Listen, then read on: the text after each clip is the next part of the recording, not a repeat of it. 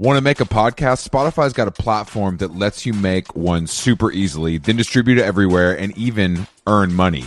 We like that. All in one place for totally free. It's called Spotify for Podcasters, and here's how it works. Spotify for Podcasters lets you record and edit podcasts right from your cellular telephone or your computer, so no matter what your setup is like, you can start creating today. Then you can distribute your podcast to Spotify and everywhere else, those other places that podcasts are heard. Video podcasts are also available on Spotify, and when you want to take conversations with your fans to the next level, Q&As and polls are the best way to get them talking. With Spotify for Podcasters, you can earn money in a variety of ways, including ads and podcast subscriptions. And best of all, it's totally free, zero catch. We've been using it ever since we started How Long Gone. And ever since I discovered Spotify for Podcasters, I feel like having the option of turning off the Q&As and the polls on the user dashboard has really helped boost my creativity and take it to another level. I highly recommend giving it a try. Download the Spotify for Podcasters app or go to www.spotify.com/podcasters to get started.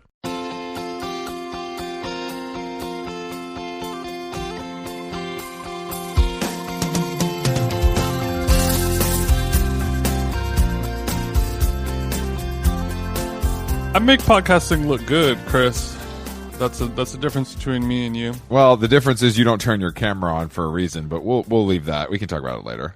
Yeah, I have like a hideous face, and I really don't like sharing it with the squad. What's up, bro? Just working. Just finished a little quick walk, a little dog walk. I was creating some food content for my family over at Laird Superfood. What kind of content are we focused on today in the creation studio? Great question. I was making some content, for the grid. It was Whoa! So the check has cleared. Good to know. Well, it's not one lump sum. It's going to be strung out over a time period, over all of 2011 actually, or 2021. 2011. Sorry. Damn. You had a lot less followers then, so that's a pretty good deal that you did. You know what I'm saying? Instagram was different, but that was early days. That was when people were still using Valencia. You wasn't there. Okay. You're about to put Valencia on the superfood and call it a day. That was so long ago. Chris Black was doing influencing there. Wait, hold on. I was making no. Hold on now. I was making it's like a little like a Thai or Vietnamese style agar coffee and coconut water bar. Bitch, what the fuck I don't know anything that you just said. Agar is like a natural vegan gelatin substitute. Oh, okay. So it's popular in like the vegan and vegetarian world, a world that you don't know much about apparently. And yeah, I feel disrespected because I thought Agar was a grindcore band that I saw open for Orchid.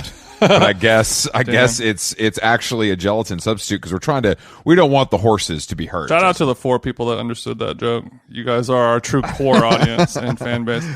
Yeah, thank you, Jared. But no, but you make it's kind of like a little Jello bar of some sort. The agar, it's a little bit more crunchy and solid than a jiggly Jello, which is a little off-putting for some people, and other people prefer it. It kind of has like the bite of a sea cucumber or an abalone. It's a mouthfeel that some people might not enjoy, but you learn to love it. My interest, I have to say, Jason, you basically make a Jello mold on top of another Jello mold. Typically, like it's one layer of like a Vietnamese or like a Thai coffee. You know what I mean? It's like real sweet and bitter, really strong and powerful, and then like a coconut milk that has a little salt added to it. So it's like bitter, salty, sweet, all going on at one time, and it's like a little 2-layered kind of two-tone bar that you'll slice up into like a little Jello treat, and you can just kind of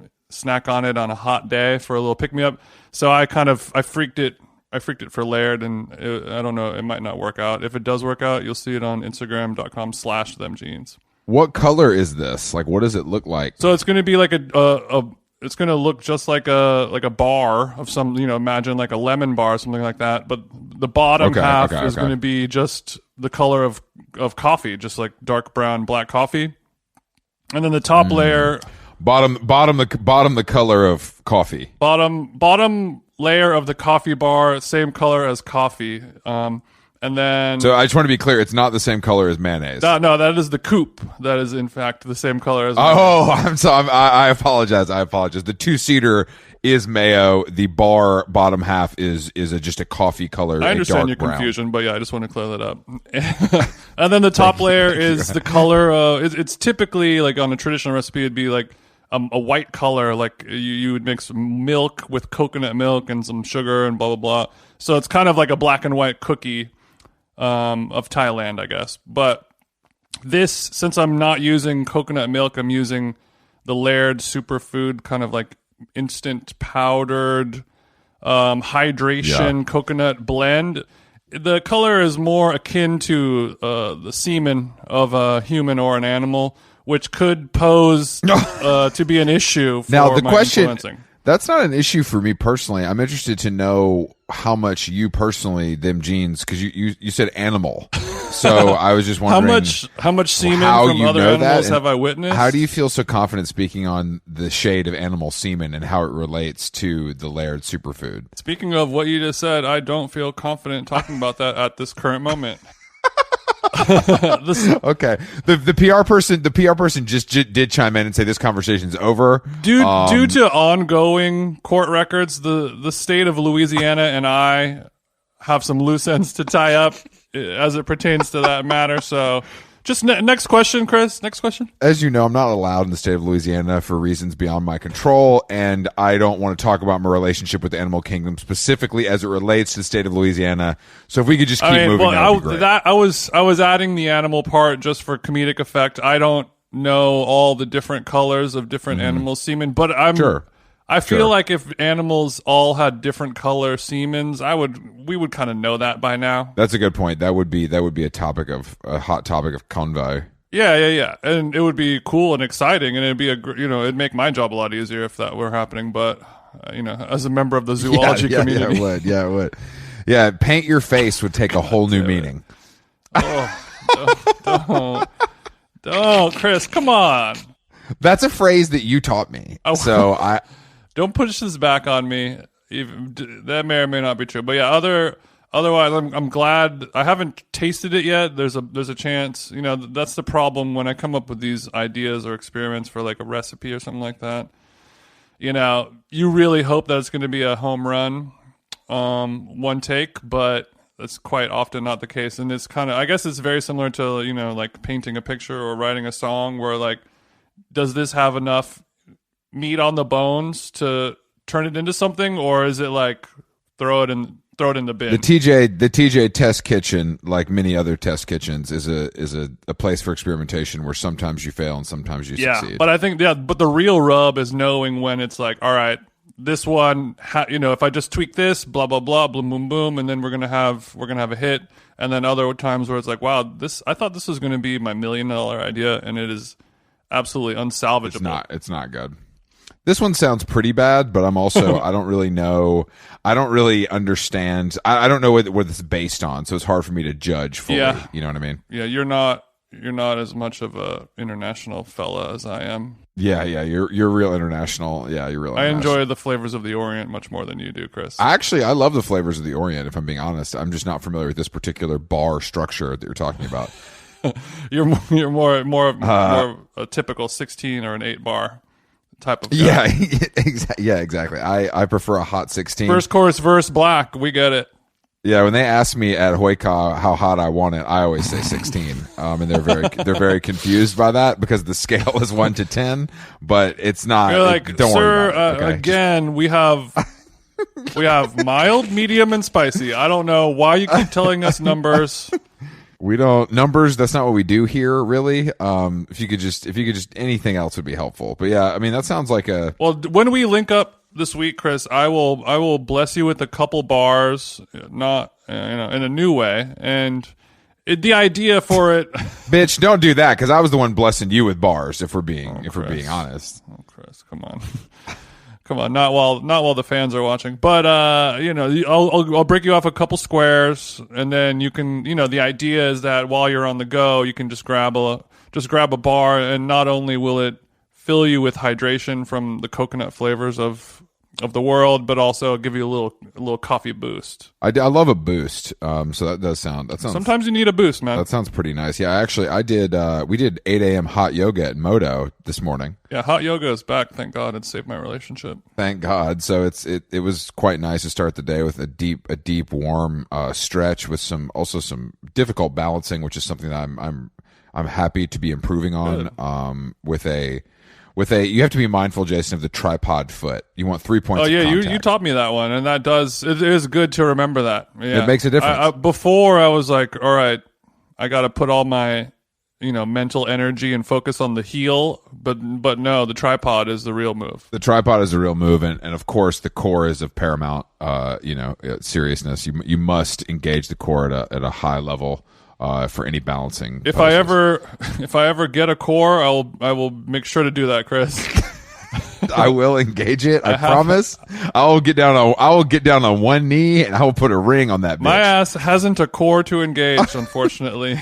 Only core you see is the one flying out the Tesla window when you finish your honey delicious. My Cosmic Crisp in stores now. It's one of my favorite apples of Q2. I thought Cosmic Crisp was a Tame Impala song. Is it not? Oh, don't come for Big Tamey. I in the music space though, I need to talk about how bad this Billie Eilish British Vogue cover is. It's blowing me away. It's a shame because usually British Vogue just nails it.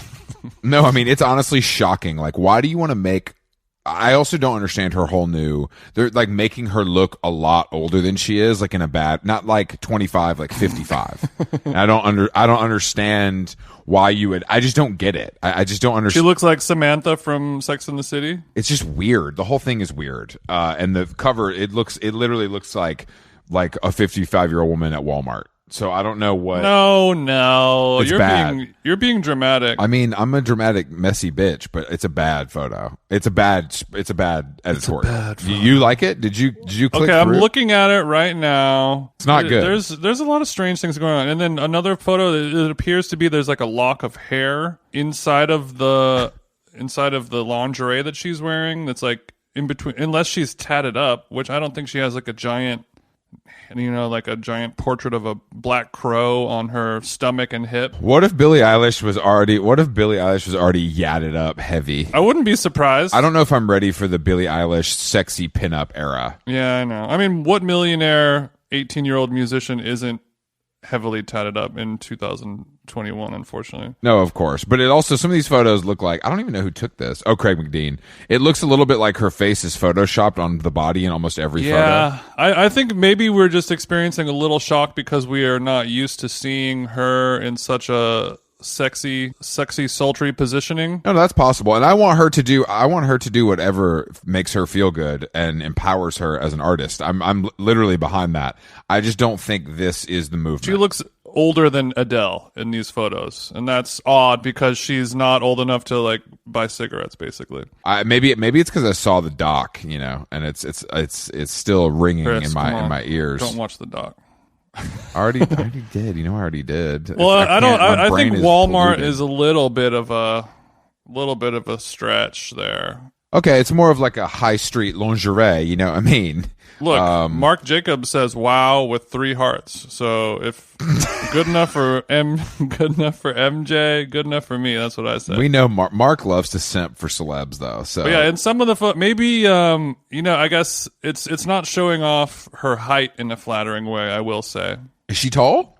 No. I'm saying she appears even shorter. I guess that's just my opinion, and it also feels weird commenting on the body of a young person since I'm so old. But I'm not. This has nothing to do with her body for me. It has to do with it just being ugly. Like it's not even. It's just like the styling is bad, and it's just not. It's just not good. Like the whole thing is just not good. It has nothing to do. It's not even her fault necessarily. It's everything. It's not her fault. I think the hair and face, for what I'm used to seeing for Billie, looks great. She looks good. But yeah, like her posing, I next to some like piece of vintage furniture and like a weird linen curtain thing behind her. Just because the mood board said like let's have everything be tan doesn't mean that's all you have to do. Some people take the mood board, Jason, as you know, as a professional in the creative industry, sometimes people take the mood board extremely literally. Yeah, I mean, I have taken the mood board and then I freaked it sometimes, and it doesn't always work out. I mean, it takes it takes the eye experience and patience of a master to really get it happening. And you said the photographer was who? Craig McDean, he's a legend, but like, every legend makes mistakes. I think he was a legend. After this shoot, he's your worst nightmare. Okay. Wow, Jason. Craig, if you're listening, it's on site, bitch. You suck at photography now. Craig, pull up to Glendale. Craig, your whole portfolio is trash. I heard a cool story last night about, first of all, I've had 2 nights in a row of hot LA restaurants, Jason, that I'm sure. Yeah, you've been painting the town. Well, I wouldn't say Catch is hot, maybe, and if it was 2001, but Catch, go on. Bro, Catch was, I went there with low expectations because I've never been there before, because I'm not a person who would go there. Could you describe Catch to our listeners, just who might, I've never been there either, and I forgot that it existed. And when you told me you're going there, I was surprised that it was still open. I don't mean to shade. There's a line outside every night. Like, it's like a scene. It's like paparazzi. It's a celebrity overpriced sushi restaurant. Like, you can get sushi with a truffle on it in this bitch. Yeah. So it's a new money experiential restaurant where you go to be seen. But it's been around for a long time. You know what I mean? It's been around, I feel like, for years. I feel like it was around during the Hills era. Yeah. It has been around forever. But if Nobu is the iPhone, then Catch is the Samsung. Is that safe to say? That's a great, yes, that's what I was going to say. The exact analogy you're planning on using. Unfortunately, we did eat before, so I did not get to sample anything except the dessert, which was So you're like, I'm going to go have dinner at Catch. I'm going to make sure to eat before. What's up with that, Chris? Well, we weren't clear on if it was a drink or dinner situation, the invite. You didn't verify? I wasn't in charge of this activation. No more. So we hit Shintaro first. So we got our You went to a sushi our restaurant local before sushi. you went to the sushi restaurant. Now I'm back. At first I was player hating, and now I'm player appreciating. Look, Catch, bro. We ain't going to Catch for the food. We're going to Catch for the scene. You know what I mean? There's guys out front wearing extremely wild, ugly clothing. The valet is popping. There's chicks in bandage dresses like nothing has ever happened. And the scene is lit. And then we go up. So you take the elevator upstairs, and it's just, it's packed, bro. Every table is packed. COVID is over. And so I did enjoy 2 bottles of San Pellegrino sparkling water. Unfortunately, it was in a plastic vessel, which I don't understand. No. But maybe, but I don't understand. But I did sample a dessert because I hadn't had dessert yet, and they served us something that seemed very popular. I saw other tables with it, called a donut carousel, and it was a giant carousel shaped like metal sculpture, and it had little holders like where people would sit, but there were just nice round donut bites in them. God damn it! And then it came with 3 or 4 different sauces. Bro, this shit was smacking. It was good as hell. That's the dumbest thing I've ever heard in my entire life. Yes. I love that. It really is. Yeah, it really is. It's like it's a culinary time machine for me. It's like if I went to a restaurant that had a donut carousel like that, that's like 1997 level shit. Yeah. But that's also the kind of stuff that like these basic diners are impressed by, and they'll be like, "Oh my god, it's it's the same people that would be interested in securing a reservation at Salt Bay's restaurant, perhaps, or if you're like it was so popping, some type of crime lord or prostitute, or if you run a child trafficking ring, that's the type of thing that you might be impressed by and interested in. It definitely felt there were definitely some guys sitting at their table with like AirPods in and a Gucci hip, Gucci fanny pack around, the whole time they're eating. That's definitely the vibe. There was some celebrity sightings, of course. Okay, so this is a celebrity hotspot, and they delivered with some A-list talent. I'm curious to hear who they had over there at Catch. Legendary Park Finger Popper, the game. Park Finger was there. You remember that? Come on, that's the coolest thing the game has ever done. The game had a blast in LA's parks and recreational systems. Yeah, pre-COVID, he was an influencer. He was in the parks before COVID. Before they took the rims off, the game was in the building. And if you don't know what we're talking about, just Google the game, park, and finger banging, and you'll see some great photos. He'll pull up and blast broad day. And I'm not talking about the extension. The Draco is still in the trunk. He was there with a female of some sort. I don't know if they're in a relationship or maybe it was a female of some sort. What do you mean? Well, I mean, it could. I don't know if I don't know what his relationship status is right now. I don't know if was she a baddie? I didn't really pay attention. He looked a little chubby, which I think COVID affected us all differently. Yeah, game when he's on his grizzly, he can cut down, but he's ripped. Yeah, he's been shredded. Can look good, but it's without paying some close attention to some of his carbohydrate and sugar intakes, he can get puffy. Do you have a relationship? Do you have any game stories? I feel like you've probably interacted with the game at some point. I've interacted with him a couple times. I was at his record release party. His very first record release party was actually at Cinespace. That's how long ago it was. And this was not. It had nothing to do with the party that I was doing. It was before I even started DJing or anything like that. This was like early, whenever the very first game song came out, and the DJ Adam 12, the guy who just had like an article written about him for some Me Too shit in the club at the time wasn't he in that bad band? He was in She Wants Revenge, classic LA band that no one else cared about. Legendary LA band that'd be like, what are you guys talking about? They were big, man. They had one song at the time. They had one song. They were not big. They had one song for a year. That's fair. Well, I guess I don't know. I don't talk to him anymore, but I guess he's a bad person now. Yeah, I don't know that guy. Whatever, man. I ain't the point. All right, so you're in the club. The game is there. But he was like a DJ from the older generation. It was like him and DJ AM were basically like friendly rivals. They were both like white guys who were like the number one and number two DJs in LA. Vying for the hottest bottle service club nights. And he was DJing for this game record release party, and I remember he was just playing, and then the game was like, yo, I'm ready to start like rapping my song. This is how we do. You know that song? Jason, I am familiar with that track. What a song, by the way. You know what I mean? What a song. No, it is. It really is. I mean, the game has, because that was around the same time where G Unit was operating at full capacity. Yeah. So that, and I remember the game basically being like, all right, I'm ready to play my song now. And this is like pre-Serato, like my man was DJing off of vinyl. This is a long time ago. And Adam the guy DJing, he was just like, what song? Like if you want me to play your song, you have to like give me. I need the track. I need the 12-inch. Yeah. And he didn't. And he's like, and he starts berating this man on the microphone to the whole club, just like, this bitch ass motherfucker won't play my shit. And he's like, nobody gave me your record, bro.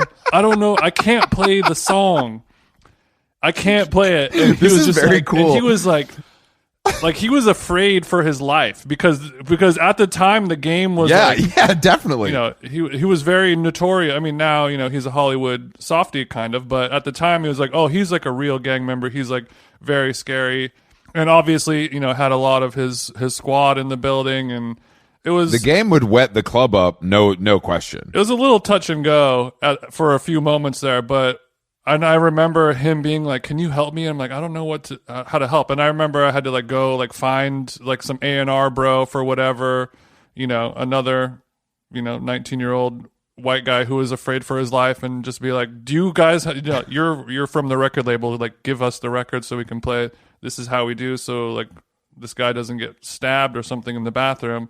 And he's like, I don't know. I think we ended up getting it after some drama, and then when he played it and he rapped it, it was just like, oh shit, man, this is like big, Yeah, that was a big record. That was a big song. I mean, he had a lot of big songs, to be honest. I've listened to the Game Essentials on the treadmill in the last 6 months. This is Rapper the Game. Yeah, I think we're not too far away from getting the game on this podcast, I think. And then also, no, I mean, I think that if we told him it was called Big Boy's Neighborhood, but it's a podcast now, I think we could do it. I'm more interested in having Big Boy and talking about weight loss than I'm talking about to the game. I don't want to talk to because Big Boy would be like, the Big Boy would hit the cowbell, just say, "Fucking got my stomach stapled." Yeah, like, tell me about.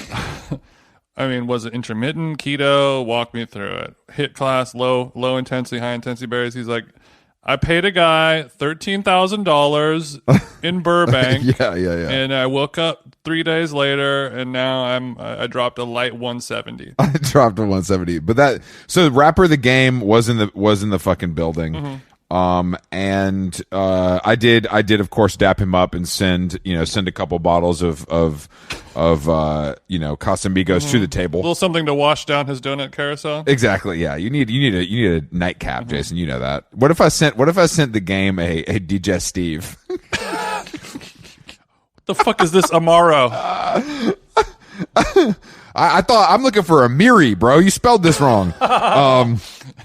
So my eyes dart over as I'm walking back from the bathroom. I see the game, and then right before I take a right back out onto the like outdoor area, I see. Don't tell me there's another A-lister. Oh, I wouldn't consider him an A-lister, but he's not funny comedian Russel Peters in the building, holding court with like 8 dorks. Like, you guys can't get a single chick to come to dinner with you, or is this fella's night? Russell Peters is the least funny comedian I've ever seen in my life. That's not true. There's worse. I hate him. I think he's my least favorite comedian, and mainly you're saying he's worse. You saying he's worse than Dave Chappelle in 2021? That's not even that's no contest, bro. That was a joke. I was trolling. I don't know, like because I saw when Russell Peters would come on to the scene, and it was like, oh, here's this comedian. He plays like Wembley Stadium, and crazy. He does like 80,000 cap venues all over the world, and he's like the biggest comedian ever. And I was like, oh damn, I got to check this guy out. And I watched him do stand up, and it was like, oh, I've laughed more watching Big Bang Theory on TBS with commercials. It was just unwatchable. It was pure shit. Yeah, young Sheldon's got better jokes than fucking. Yeah, the writing on Young Sheldon leaps and bounds above anything from Russell Peters, and also he fancies himself a DJ, which is kind of like, oh, I forgot about that. You stick the knife in my abdomen, and then you twist it with that. Last night, well, first of all, yesterday I did make the trek to Echo Park to check out a new retail location.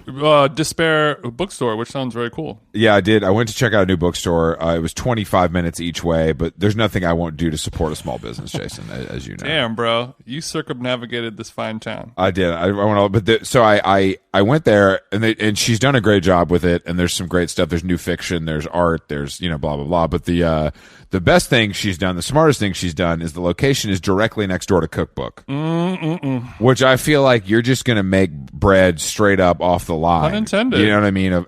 Yeah. So I think it's a brilliant location, and it gives that little block a little more action. You know what I mean? It's smart to hitch your wagon to an already existing liberal stronghold. Exactly. If you're gonna spend money on artisanal ramps, you're probably gonna buy some artisanal auto fiction, aren't you, Chris? Very true. Yeah, very true. So, but then last night I had to hit the nice guy. You know what I'm saying? Just a round. Christ. So okay, you went to catch Nice Guy, and didn't you go somewhere else this weekend? That's it. I could. I mean, Drake did want me to go to Delilah, but I was too tired. But I mean, if you want me to, I mean, I could hit him. Okay. So what's up? I've actually never been to the Nice Guy either. Nice Guy. Al made a good point about Nice Guy. The menu, not a place you go for food. I mean, it was popping. Like every table's full, people eating. But basically, no, you don't. But basically, I mean, it's the same thing as Delilah. It's just like what I like about it is that these places don't try to like experiment. It's like we have pizza, we have hamburgers, we have pasta. Yeah. There's no crazy shit. We're not trying to like do any flavor, we're not. They're doing stuff for like, are you a millionaire with the palate of a child? Yes, exactly. Come here. That's a style of food, but I appreciate it more than a place like that's literally for celebrities to come do coke, trying to be like avant-garde or Michelin bait. It's like, you guys stay in your lane, charge $12 for the valet, charge $18 for drinks, and have a cacio e pepe that's not bad. It's no. I mean, that does need to good. exist so that people like me who want the Michelin tasting menu celebrity shit to feel better about ourselves and more superior than, yes, retarded celebrities who want to have mac and cheese bites and chicken tendy thingies with caviar and truffles on them. See, interestingly, there wasn't any of that there. It wasn't as dumb as the Delilah menu. I mean, just to go to a restaurant and like, okay, here's it's like it's just the kids menu, but everyone is, there's a lot of adult children in LA. Having chicken tenders on a menu for adults makes me mad. I stand with you. Yeah, it makes me mad, and I love tenders. I eat them all the time, but also the problem with that type of stuff is like, oh, you have a menu that has like 20 different items on it, and you like, here's the branzino and the braised short ribs and the blah blah blah. And then you also have the chicken tendies or like cheeseburger or pizza or mac and cheese. The problem with that for me is like that's the only food that I trust. Like you buying this frozen chicken tender and charging me $18 for 3 of them. Yeah. I know you're not going to fuck that up as much as, the steak preparation or, a salad or something like that. The fact that you think these guys are not, first of all, slaughtering the chickens themselves with their bare hands. And then breading them and frying them in their state of the art kitchen on La Cienega is honestly, it's disrespectful to the community of chefs that work so hard. And I thought you fancied yourself, a little bit part of that community. So it's pretty wild to see the disrespect from your mouth. Look, I didn't like the words coming out of my mouth, but it is what it is. But there's so many of those places like that where I don't trust anything going on, so I have to find food on the menu that is the least amount fuck upable. So if you see me going to a place like Sunset Tower or Chateau or any of these like really fun, nice, fancy hotel places that have shit food, I'm going to be getting a shrimp cocktail, a martini, a cheeseburger, and fries every single time. Well, the thing is that this type of thing, I feel like it exists more in LA than anywhere else in the world. Yeah, no, it's true. I mean, it literally is all. It's just hotel food is what. Like I don't eat at places like this in New York. I don't go to places like this in New York. Like, but I just don't do that. Like in New York, there's just not. That is not something I've maybe ever done. Well, that's not something I do in LA until I started hanging out with you. Well, it's funny, and also these are the places that have thrived during COVID because they're not owned by cucks; they're owned by people who want to make money. That's the thing about it. I think these places are open and have been open because they don't give a fuck. They don't care. Like their customer doesn't give a fuck how it looks. Yeah, to go there. But also you know what I mean? That's the type of stuff where no one's ever going to order takeout. No one's going to be like, all right, I'm going to Postmates a fucking chicken parmesan. I think you're wrong. I think you're wrong. Jason. I mean, there's 3 people Postmatesing a chicken parmesan from that hotel, and it's like Barbara Streisand. You're underestimating the absolute awful taste of everyone in your fine city. I know. I guarantee you, nice guy Delilah, we're doing a takeout, not a robust takeout business, but enough to, not to shake a stick at. You know what I mean? Enough to like make money. But these guys just don't care, and like the people that are there don't care. They want to valet, they want to take pictures, they don't want to wear a mask. Yeah. And God bless them. No. I mean, that is a part of our life and our ecosystem. That does it exists in Miami as well, not just LA. Yeah, for sure. That's true. But I've just done it more here. I mean, I obviously Catch and the Nice Guy were not my choices, but I'm happy to go there and have the experience because no, it is an experience. It gives us something to talk about on this podcast, if nothing else. It is a mine for content, and it's important to remember and be grateful for what it is that you have in your life that you've cultivated for yourself, to be like, oh shit, I forgot, like that's why I love going to West Hollywood, once a month just to see. The best neighborhood in LA. Just to see. I mean, it's like if Disneyland didn't have a ticket price, that's West Hollywood. And you just walk around and you're like, you people are not living on planet Earth. This is not, none of this is all a simulation. I described this yesterday to someone though, where I was like, the East Side, I would rather be surrounded by people like that than surrounded by like fake struggling cool guys on the East Side. No, I would. That's where I've found myself as I've gotten older. I'm like, I just want to be around these fucking freaks that I have nothing in common with, except the goal of trying to be rich. That's the one thing that brings people together. At least they're trying to do something, anything, and it never gets old. It's always so entertaining to just watch all those people. It's like the Boulevard of Broken Dreams. When before those dreams get fully broken, it's so entertaining to watch. No, it really is. It's more appealing to me than like, Oh, okay, cool. Yeah, you moved here, and you're a skateboarder that works. Oh, okay, yeah, that's cool. Yeah, I just don't. Your band is doing okay. Yeah, I just don't want to be around that anymore. Or I want to be around it when I choose to. You know what I mean? Versus like that's who you see at the Whole Foods 365. Yeah, the WeHo people, they're messy, but at least they're being themselves. Yeah, it feels authentic to have, and it's a different. I don't know, it's different, but. Luckily I am returning to the Big Apple so I can eat, at Balthazar or whatever and get my, just reset the clock, after all of this. I still need to go dining. eat a full proper meal at Balthazar. I've never done that. I've only gone there for like a little light breakfast or like a pastry coffee type of thing. I've never had like a full meal there. What is it? Is it a place that's known for its food? Yeah. I mean, yes and no. I mean, say no more, Chris. But I think if like for you, it's like, oh yeah, you would get the French. I don't eat like the French onion soup or something that's like so famous and probably really, really good. Mm-hmm. I would never eat that. So it's like it probably is. Right. You know what I mean? I'm talking to the wrong fella. Yeah. But the I'm prefer it for lunch to dinner, but What do you get for lunch there? What do I get there? I get there's of course a baby gem. Salad. There's a shrimp cocktail, of course. There's oysters. I mean, there's all that stuff. There's a full seafood tower, sure. Of course. I used to get like an egg thing. I don't know what people eat there at night. I think it's probably like a fish situation. You know what I mean? Mm-hmm. But if I were to go do a lunch there, well, you would get escargot, I imagine. I don't need escargot in my life. Oh, why am I slipping? Why am I slipping? I always got the omelette, of course, with fine herbs. What kind of omelet? Just like a classic French omelet with herbs. Classic French omelet. And when I'm feeling like a bad boy, of course, I'd get the fries. They're famous for it. If you haven't, Jason, seen the New York Times video about how Balthazar makes the fries, it's really good. It's I think I have watched it. It's kind of from a long time ago, right? Yeah. But it's I a think fun. I watched that. And they used to have a sandwich I would get when I used to eat sandwiches. Obviously, that's a long time ago. Back when you're on your chubby boy swag. When I was on my chubby boy swag. But yeah, I would get that. But yeah, there's a pate for you, Jason. There's a the bib lettuce salad is quite good, really simple with shallots, chives, and a Dijon vinaigrette. Yeah, okay. It sounds like a place that I'm not going to go there for the food, but for the whole vibe, which is totally fine, no problem. It's not a culinary destination. At this point, Jason, I don't even. At this point, I don't know what restaurant you do go to for the food. I truly don't even know anymore.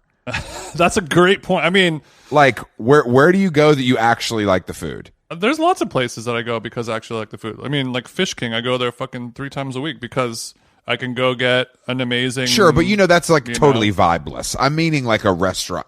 Like that's a totally real, vibeless. Like that's like me going to like Erewhon and being like, that's not a restaurant. That's like that's like a place. Okay. I mean, I would say like sushi places like Shintaro. That's a place that I go for the food, and there can be a vibe. Yeah. Like I've seen tons of celebrities there over the years, but it's not really like a buzzy spot like that. It's not like an it's not the point. Yeah, it's not that, like you're going there to eat. You're not going there to be seen necessarily. Yeah, that's kind of most places because as much as I love the scene of like crazy WeHo celebs and the excitement and the glitz and glamour and the blah blah blah of it all, I also love going to just a random ass restaurant where the whole crowd, the whole scene, the entire demographic and clientele are just like random ass freaks I've never seen before in my entire life, and just from a strictly observational people watching position, I'm just as happy doing that. Well, what would you say? What give me an example of like a place that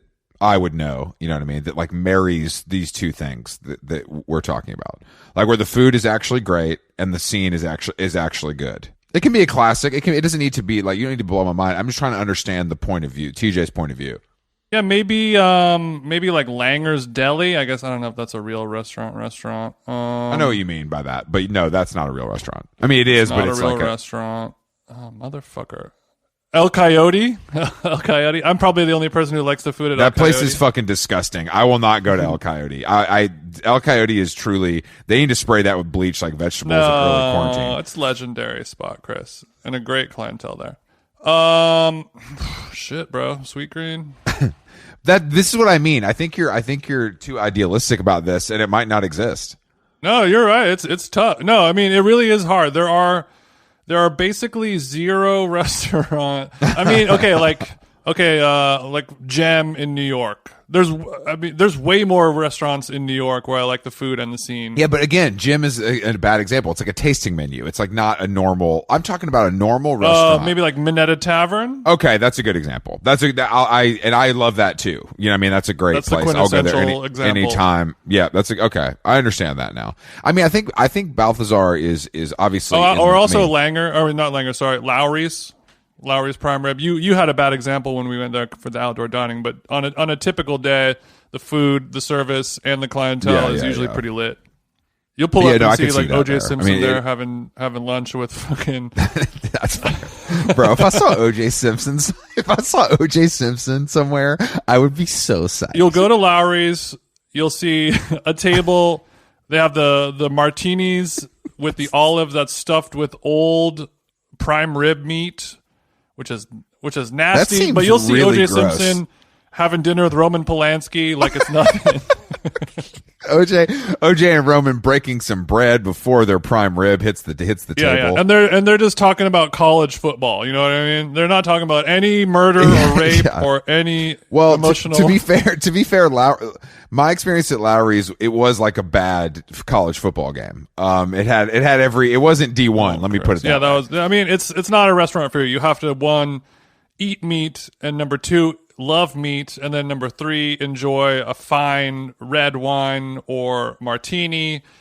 You know, the only thing that you're gonna like, and then also the indoor decor. It's like you're dining inside the Titanic. It like hasn't been changed. That's cool. I mean, that's the other thing that is like that what makes Minetta so great, and Balthazar so great as well. Is like that. All Keith McNally restaurants have that feeling of like, damn, this interior is fucking dialed. Yeah, that's the. I mean, I don't care if the food is whatevs, but if you have that type of service where it's like maitre d's and waiters and waitresses and servers who have been working there for 50 years, they're all like so good at their job. It's a pleasure to just watch that machine turn. No, me too. I'm always so impressed by that when it's like a full performance. You know what I mean? These people are whipping around. It's like the Cirque du Soleil. I don't give a fuck what you motherfuckers are doing, but it is impressive. It's very impressive. Yeah, I mean, I'm, New York, obviously, cursed de Blasio. July 1, New York is back. It sounds like the masks are over, at least for people who don't want to wear them. So July 1st, indoor and outdoor, no mask necessary. No, I don't actually know what that means, but he said it's basically like New York is back July 1st,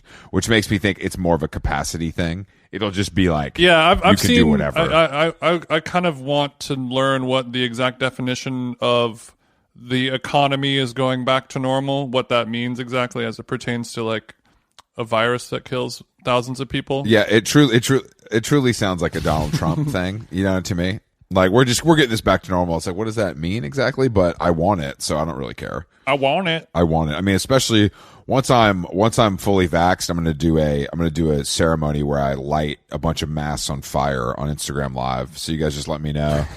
You guys let me know if you want to see Come that. and take it, pussy. Yeah, I mean, I can't wait to do that. We could probably do that in Orange County. Actually. Yeah, I was just there yesterday, and they don't like COVID or masks there. I have learned they don't like pussies like me either.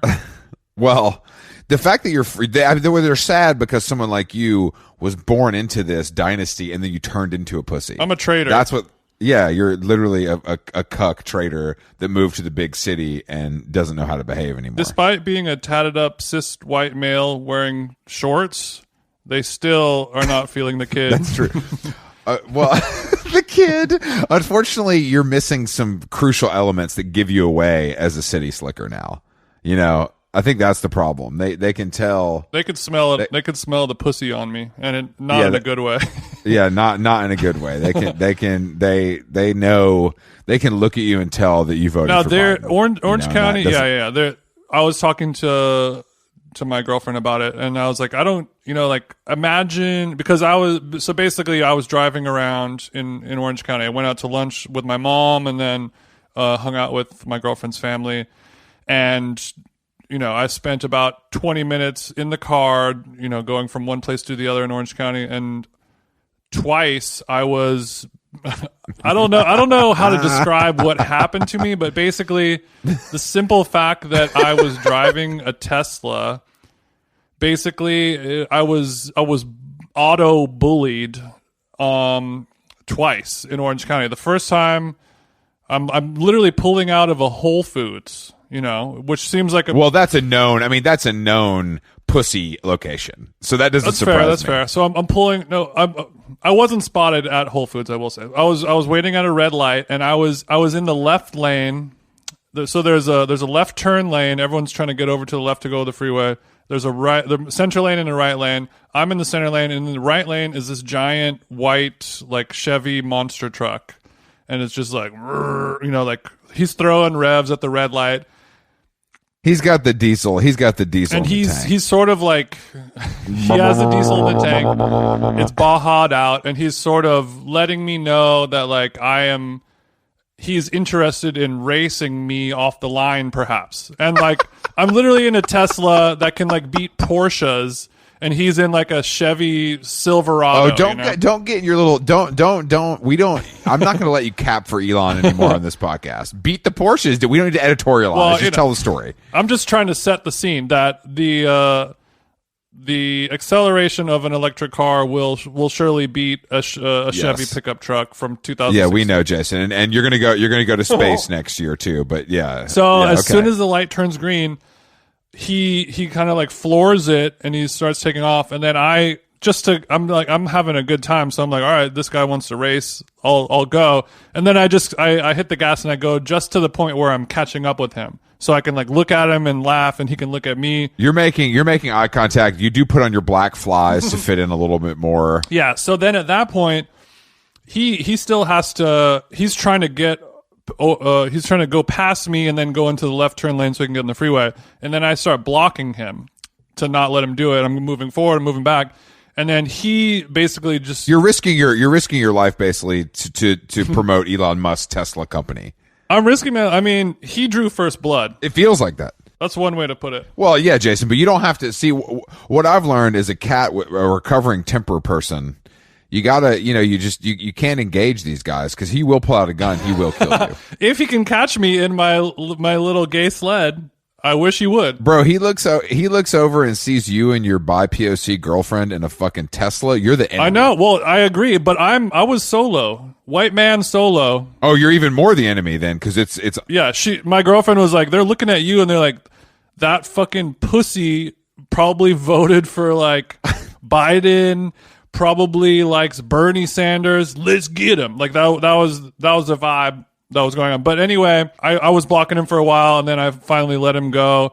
And then he started doing this thing where he went in front of me, and then I've seen this happen it only happens in Orange County to me, but where a big truck will go cut you off, go right in front of you, and then kind of put it in neutral and then just floor it. So it creates this big smog of exhaust. Yes, I've heard of this, but this has never been done to me. So they try to smoke you out. They basically are like, whatever, this machine kills fascists. Their version of that is like, this machine kills fucking people who pussies. Want to save the environment. Whatever. These are people who enjoy, pollution, because not polluting is gay. But and he did the smoke out thing, and we had a laugh, blah, blah, blah. Go to lunch with my mom. Nobody, like everyone's walking into the restaurant with no mask on, and they do a thing where they pretend like they forgot it just to troll the restaurant. That's really funny. Like fat blonde chicks wearing leggings, with like an abusive boyfriend person. And they'll walk into a restaurant where, there's 50 people wearing a mask. I'm sorry. A fat white chick in leggings with an abusive boyfriend in Orange County is literally every couple. I love that. That's very descriptive. Paint a picture, bro. Paint a picture. And they'll walk up, and the person, at the counter, or like the server or whatever, be like, you have to wear a mask when you come in here. I'm sorry. And then they'll be like, oh, I feel so dumb. I'm so sorry. I forgot it. And they're kind of like clearly like trolling. And then the people that work there are like, okay, do you want a mask? Like we have a mask we can give you, or you have to like leave because it's illegal or whatever. And then they'll like make a whole big thing about putting the mask on.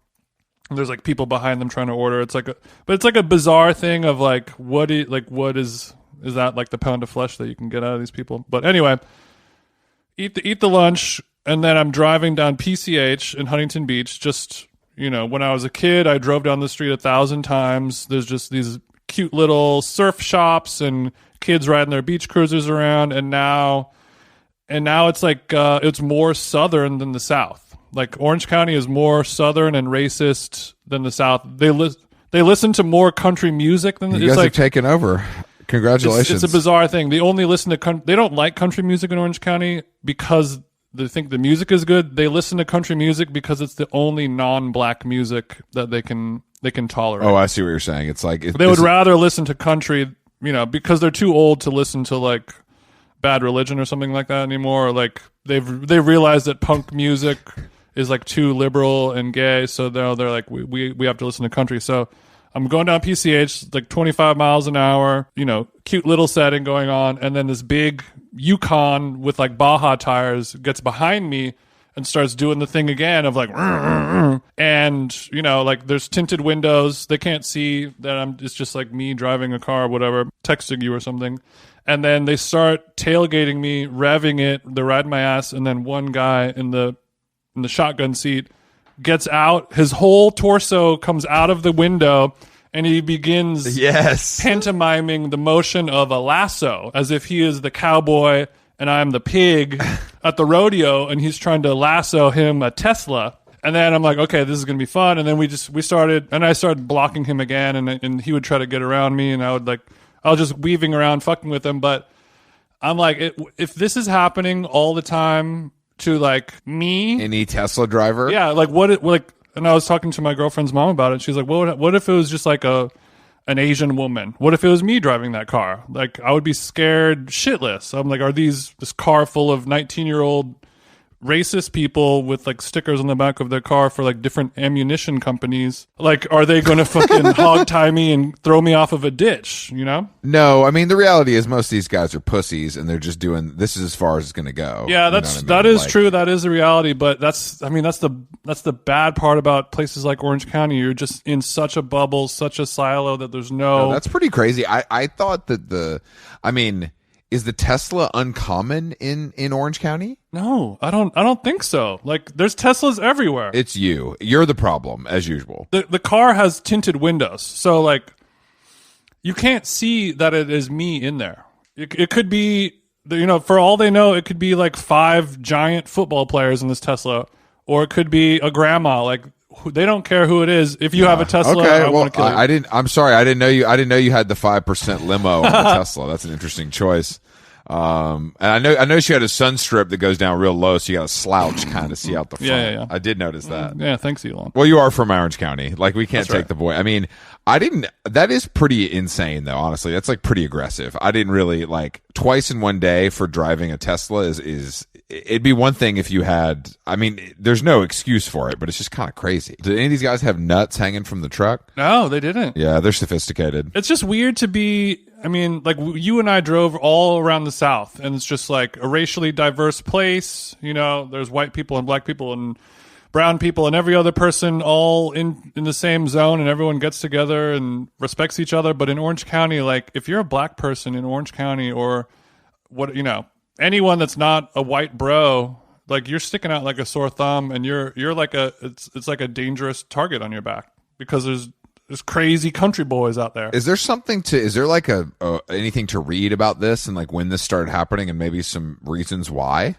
I mean, Orange County has just always been like that. Yeah, but it seems more. Glendale and Burbank has also always been like that. Really? Yeah. Like in the 60s and 70s, if you were a black person in Glendale or Burbank, you had to leave the city. You weren't allowed to be in the city after the streetlights came on. Jesus Christ, I didn't know that. And the cops will just drive around. I forgot. It's called like a streetlight city or something like that. Interesting though, Jason. I'm seeing a through line, and that is you. Yeah, I know. So I would love to unpack that.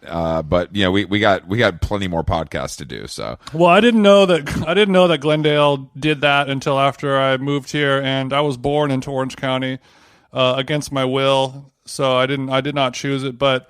Yeah, I think it's, they called it the Orange Curtain for a reason. It's just like Sure. They, I mean, that term, they for wanted sure, to separate and create their version of a utopian suburban society away from black people. That's literally what it was. Were there like leaders of that? Were there like figureheads of that, or was it just like a kind of it was a guideless movement? Like, it was obviously organized in some way, I would imagine. Yeah, I mean, a little bit. Not to bring up Polanski again, but like similar to Chinatown, it's always you always go up the money trail, and there's always someone somewhere that's doing it. Yeah. Like the person who's in charge of the Department of Water, or some type of thing, or the railroad track guy, or the guy who's building the freeways or whatever. They're like, we need to build a place where black people or brown people or Asian people or anyone who's not white feels uncomfortable to be there. The police are going to make it uncomfortable for them. The residents are going to be weaponized to make it uncomfortable for them, and then they'll just be able to have their own little life where they listen to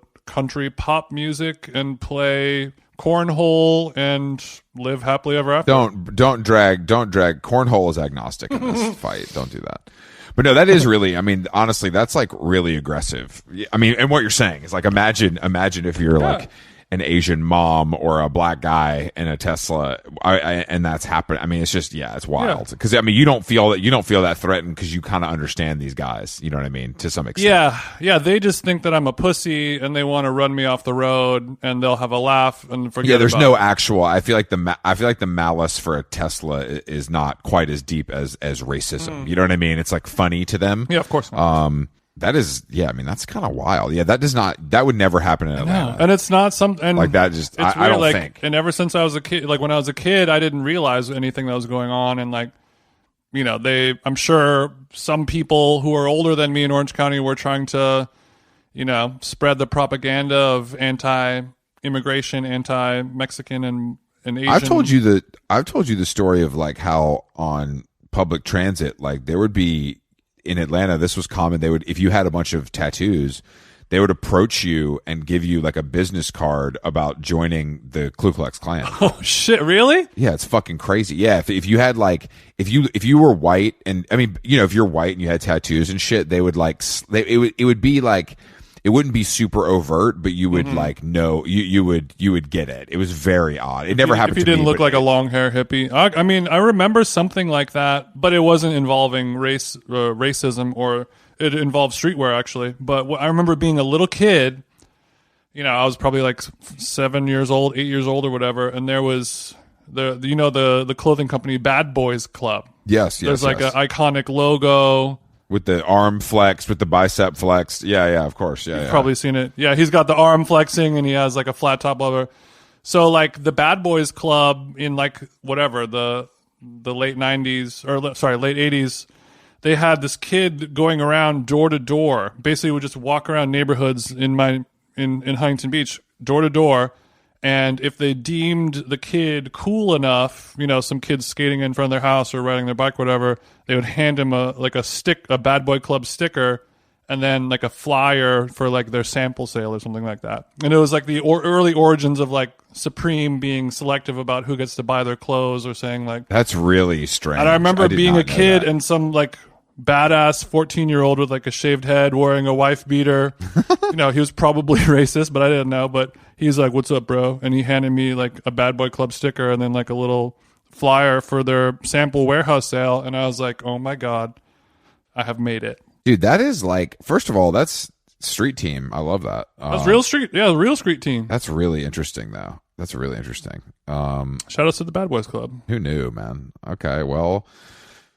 Oh, Jason, another podcast down in the books. Man, hell yeah, bro. All right, well, it's hopefully the sun comes out on this beautiful Sunday. I'm actually hitting the court with the ball machine with Coach Jake Davis this afternoon. Nice. I hope you enjoy that. Tell Jake I said hi. So pray for me. He told me it's going to wear me out. I can't wait to hit that ball machine. Where are we at on the rehab? Because I need TJ back on the court. Well, I ordered a device. A medical rehabilitation device. It's like these little wedges. It's like a little platform wedge to like angle your feet up or down. So when you're doing like, oh, okay, sure. We do it squats and stuff. Yeah, they're called foam incline slant boards. It's like a heavy dense foam, and you can use it for like. Oh, what a fun name! I wonder what that means. You can do calf, ankle, foot, leg stretches, and then you could do it. a decline to kind of protect your knees when you're doing squats and things like that. Of course, lets you get deeper into the stretch. Bingo, bro. You could try it out next time you come over. It's a dream come true. So you didn't answer my question. What do we? Oh, I'm still not good for sure. I was walking the dogs this morning, and my shoe kind of like nicked a curb. Like where the curbs get a little slanted, and you can kind of trip over it. I kind of like barely nicked it a little bit, and I felt a searing pain all through my leg, and kind of had to stop walking for a minute. So we're still on the road to recovery. It's still pretty fucked up. God, pray for TJ. If you make me create a GoFundMe, I'm going to be very upset. So let's get this. GoFundMe for what? A knee replacement surgery? I don't know, man. You're bitch made. It sounds like. So I mean, it sounds like GoFundMe may be the only solution. I don't know. Okay, let's do it, please. No, we will never do that. That's worse than Patreon. Okay, How Long Gone? We're back next week with more insane podcasts, just insane, wild podcasting. Jason, that's what we do over here. Yeah, it's mental. It's absolutely and mental. Listen to this episode of How Long Gone Radio. Some good tunes on there. And that is all. I hope everyone listening has a bomb ass week, and we will see you guys on Wednesday. Let's go. Make homegrown shine. I'ma keep it real.